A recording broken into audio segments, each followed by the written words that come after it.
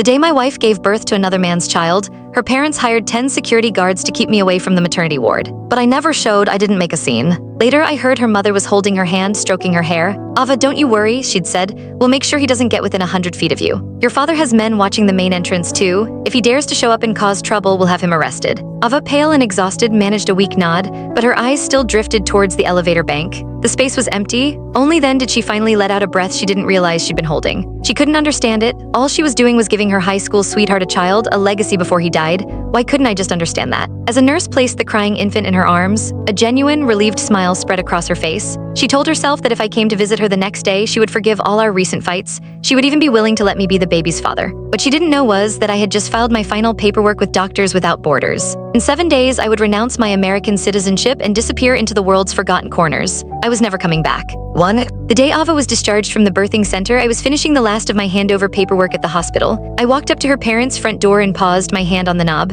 Laughter spilled from inside. "He's such a beautiful baby," her mother cooed. "Those big eyes, he got them from his father, that's for sure." Leo emerged from the kitchen holding a steaming bowl of homemade chicken soup. "I made this myself," he said, his voice a gentle hum. "You're still weak, you need to build up your strength." He sat on the edge of the bed, feeding Ava spoonful by spoonful with a tenderness that screamed of domestic bliss. They looked like a perfect family. Her father, shaking a baby rattle, was grinning from ear to ear. "This little guy is just so charming, just like his dad. Thank God he's not Ethan." Can you imagine? Having a doctor for a father would be a nightmare, all work and no play. My hand tightened on the doorknob until my knuckles were white. I remembered the first time I met her father. He'd clapped me on the shoulder, beaming. "A doctor, saving lives, it's an honor to have you in the family." He told me he'd been a surgeon himself, forced into early retirement by a violent patient who'd ruined the nerves in his hand. Now he was saying a doctor wasn't fit to have a family. I had been away for a 1-year fellowship. In that single year, this home had become a place where I no longer belonged. I lowered my head, a bitter taste filling my mouth. Ava and I had been married for 3 years. She told me she was staunchly child-free, and I understood the risks of childbirth, the 9 circles of hell ordeal it can be for a woman. I never pushed her. I remember the day I left for my fellowship abroad. She cried, her eyes red-rimmed, telling me she couldn't bear to be without me.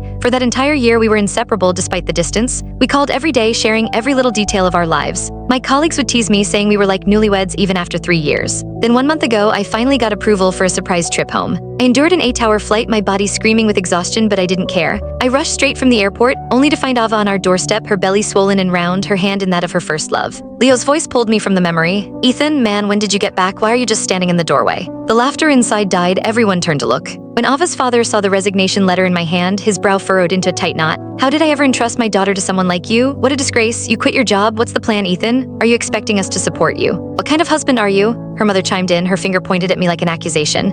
"You quit? That job was a golden ticket and you couldn't even handle that. What can you do? Ava's recovering, the baby needs things, money, Ethan, or do you expect the 3 of you to live on it?" Click the link on the homepage to watch the full follow-up for free.